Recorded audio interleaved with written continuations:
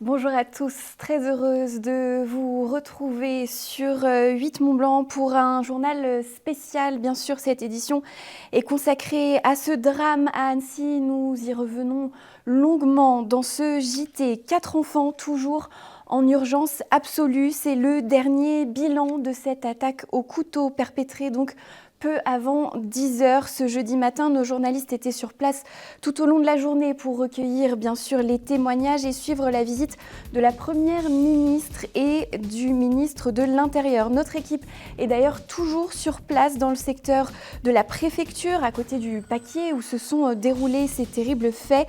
La conférence de presse de la procureure de la République d'Annecy vient de se terminer et nous allons d'ailleurs rejoindre Emmanuel Jaude et Luc Caruche qui sont sur place. Le Paquier qui a été bouclé une bonne partie de la journée est de nouveau ouvert aux promeneurs. Emmanuel Jaude, tu te trouves à la préfecture. Quelles sont les dernières nouvelles ?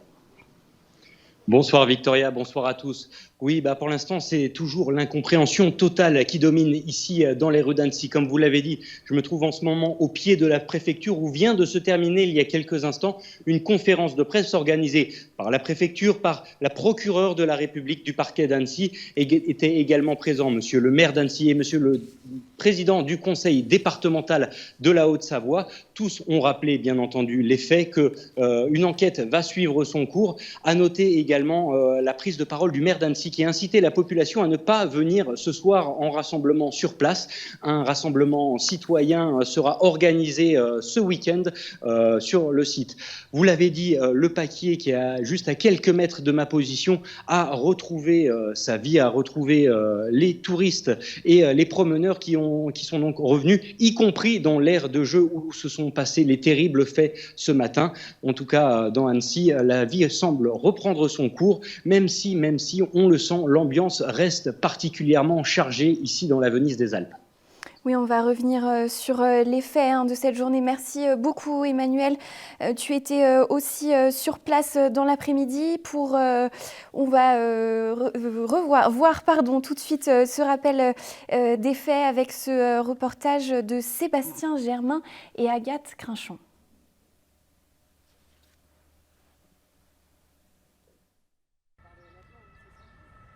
« 10 h ce jeudi matin, le secteur du Paquier à Annecy est complètement bouclé.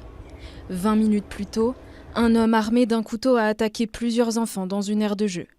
Le bilan est très lourd. 6 personnes, dont 4 très jeunes enfants, sont blessés. Ils sont actuellement en urgence vitale. L'assaillant est un citoyen syrien réfugié en Suède, âgé de 32 ans et demandeur d'asile. Il a rapidement été interpellé après l'attaque. Face à la gravité de la situation et l'émotion provoquée, la Première ministre Elisabeth Borne et Gérald Darmanin, le ministre de l'Intérieur, sont venus à Annecy ce jeudi après-midi en présence de nombreux élus. J'ai jamais vu ça. J'ai jamais vu des gens qui sont traumatisés et atteints à ce point-là. Voilà, c'est des policiers, c'est des soignants, c'est des gens qui sont habitués à avoir des choses dures. Là, c'est des enfants, c'est des innocents. C'est des tout petits bouts. Tout le monde est extrêmement choqué. Il y a un traumatisme qui est profond. Parce que, vous le voyez, vous le connaissez cet endroit. C'est le pont des Amours, c'est un jardin. Il y a une école qui est juste à côté. On est face à un lac qui est un havre de paix. Et je pense que personne ne peut imaginer ça. Ce qui s'est passé ce matin est inacceptable. Ce qui est passé ce matin est effroyable. C'est la première fois que ça arrive à Annecy. Mes premières pensées vont évidemment aux victimes, aux jeunes victimes, qui ont entre 22 mois et 4 ans, ils sont 4 et il y a 2 adultes. Ce qui s'est passé ce matin sur Annecy est effroyable et je remercie les forces de l'ordre, les pompiers, la police municipale qui s'est mobilisée, qui a été d'une réactivité exemplaire pour répondre à ce qui s'est passé. Le Paquier, ce lieu emblématique d'Annecy, synonyme de bien-être et de liberté, a donc été frappé en plein cœur. Toute la journée, De nombreux badauds se sont rassemblés près des lieux du drame pour venir témoigner de leur incompréhension. Un enfant, je crois que le plus jeune a moins de 3 ans, je crois. C'est choquant quand on est maman, s'en prendre à des enfants, des petits, quoi. Sans défense, je suis choquée. Je suis touriste, je venais me rendre sur le pont des Amours où on m'a dit que c'était joli à photographier. Et en fait, à un quart d'heure près, je me trouvais sur le lieu et Dieu sait ce qui m'aurait pu m'arriver. Je suis en train de réaliser maintenant. Sur le moment de l'effervescence, c'était pas trop précis, mais là maintenant, je suis en train de prendre conscience, oui. Les balades en roller, en vélo, voilà, c'est difficile de croire que ça a pu arriver ici, à Annecy, alors que c'est une ville tellement calme, tellement paisible. Sur les journaux TV, je l'ai appris, voilà, j'étais à la maison, j'habite à 2 km d'ici et je suis venue dès que j'ai pu pour me rendre compte de ce que c'était sur les lieux, mais ça m'a bouleversée dès le départ. Pour le moment, le parquet national antiterroriste ne s'est pas saisi de l'affaire, mais une enquête a été ouverte pour tentative d'assassinat. Lynn Bonnet-Mathis, la procureure de la République d'Annecy, tiendra une conférence de presse ce jeudi soir. Conférence donc qui s'est tenue et dont Emmanuel Jaude nous a rapporté les détails à l'instant. L'inquiétude s'est évidemment très rapidement répandue ce matin en ville et pour cause, tout près de cette aire de jeu se trouve l'école du quai Jules Philippe. Les enfants de l'établissement ont été confinés quelques minutes avant que les parents ne puissent les récupérer. Tous sont indemnes. Grosse frayeur tout de même pour les parents d'élèves. Emmanuel Jaude a rencontré l'un d'entre eux tout près des lieux, je vous propose de l'écouter. C'est quelque chose de pas concevable parce que c'est un endroit agréable, c'est un endroit familial, c'est un bel endroit. Donc oui, c'est le dernier endroit auquel vous pensez. Déjà à Annecy, on est loin des grandes villes et en plus c'est un endroit assez idyllique. Donc on ne comprend pas que ça arrive à cet endroit-là. J'avais le grand frère qui était à la maison. Donc lui, il a été très inquiet, je lui ai interdit de sortir de la maison.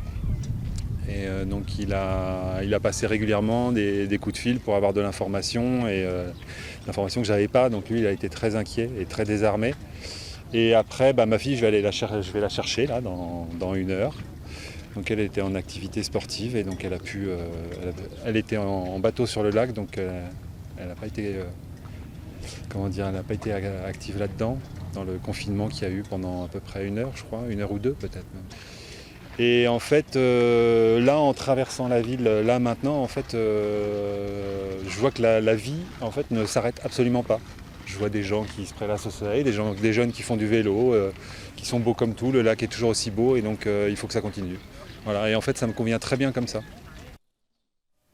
Les réactions politiques à ce drame sont elles aussi nombreuses. La députée LR de la 4e circonscription de Haute-Savoie, Virginie Duby-Muller, était comme ses confrères en pleine séance à l'Assemblée nationale au moment des faits. Une séance qui portait sur le recours du groupe Lyot contre la réforme des retraites. Séance qui a bien évidemment été interrompue. Les députés ont observé 1 minute de silence. Nous avons pu joindre à la mi-journée Virginie Duby-Muller. Je vous propose d'écouter sa réaction. Le secteur du Paquier, c'est la carte postale, j'ai envie de dire, qui représente Annecy, au bord du lac, le pont des Amours, un endroit plutôt réputé pour être sûr. Le commissariat n'est pas très loin. Donc, nous sommes d'autant plus choqués lorsque nous avons appris, évidemment, que ce drame s'était passé sur ce secteur. Annecy est plutôt réputée pour être une ville sûre, même si, évidemment, comme partout, on a aussi des difficultés, des violences intrafamiliales, des trafics de stupéfiants, des cambriolages et autres. Mais nous n'avions jamais vécu une attaque d'une si grande ampleur, à quelques pas d'ailleurs de l'ancien hôtel de ville, qui a eu un incendie, mais qui est pour l'instant pas utilisé. Il faut que, à la fois au premier chef les familles, mais que tout le monde nous sachions quels ont été les motifs de cette personne, pourquoi elle a agi ainsi, de façon aussi froide. Et puis, il faudra bien sûr qu'elle soit jugée. Il y a l'accompagnement aussi psychologique qui devra s'opérer, bien sûr des familles, mais aussi des Annéciens pour les rassurer. Je pense que tout le monde est sous le choc au regard de ce qui s'est passé dans ce secteur touristique et bien apprécié. Et puis, en fonction de l'enquête, il y aura certainement des décisions politiques qui seront prises. Mais à ce stade, voilà, je ne préfère pas avoir de déclarations hâtives. Il faut d'abord savoir quelles étaient les motivations de cette personne. ou est-ce que c'est une personne qui était perturbée d'un point de vue psychologique ou autre, je n'en sais rien. Je pense qu'il faut garder la tête froide et évidemment ne pas avoir peur de venir à Annecy, de venir en Haute-Savoie. Cet acte est absolument abominable, mais ça reste pour moi un acte isolé.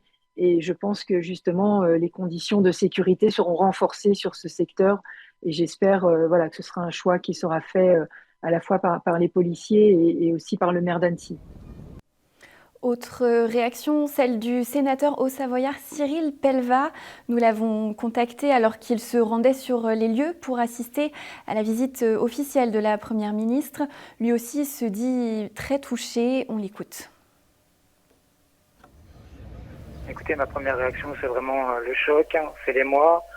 C'est une pensée pour les victimes, notamment ceux qui sont en urgence absolue, une pensée pour les familles et aussi un grand remerciement pour les forces de l'ordre, pour les services de secours qui sont intervenus très rapidement. Quand on voit le cadre, l'avenue des Alpes, un site qui est fréquenté par la population annécienne, par les touristes à proximité du lac, jamais on peut penser que des attaques au couteau sur des jeunes enfants auraient pu intervenir ici. On a vécu des drames en France ces dernières années, mais de le sentir et de le voir à côté de chez nous, dans des endroits où on peut aller avec nos enfants, oui, c'est dramatique. On a entendu un peu des éléments sur le profil de l'assaillant.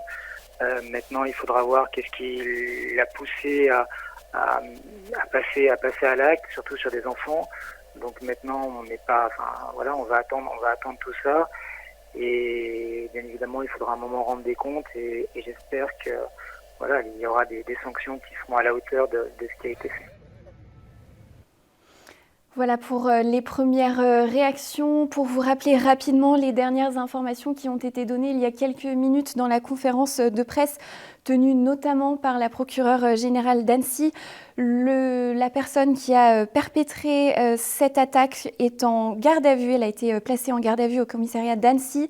3 enfants sont toujours en urgence absolue. Ils ont été conduits au CHU de Grenoble. Un enfant a été conduit à Genève. 2 adultes ont également été blessés. Nous reviendrons bien sûr dans nos prochaines éditions sur ce drame. Sachez d'ores et déjà qu'un rassemblement républicain est prévu par la ville d'Annecy dès ce week-end, mais pas donc ce soir. On imagine que peut-être les Annéciens vont commencer à se recueillir. Merci beaucoup d'avoir suivi cette édition spéciale. Merci à toute l'équipe. Dans un instant, vous retrouvez la météo et votre émission L'Aparté de la Rédac. Retour ce soir sur la nouvelle exposition du musée d'ethnographie de Genève. Je vous souhaite une bonne soirée et je vous donne rendez-vous demain à 18h pour un nouveau JT.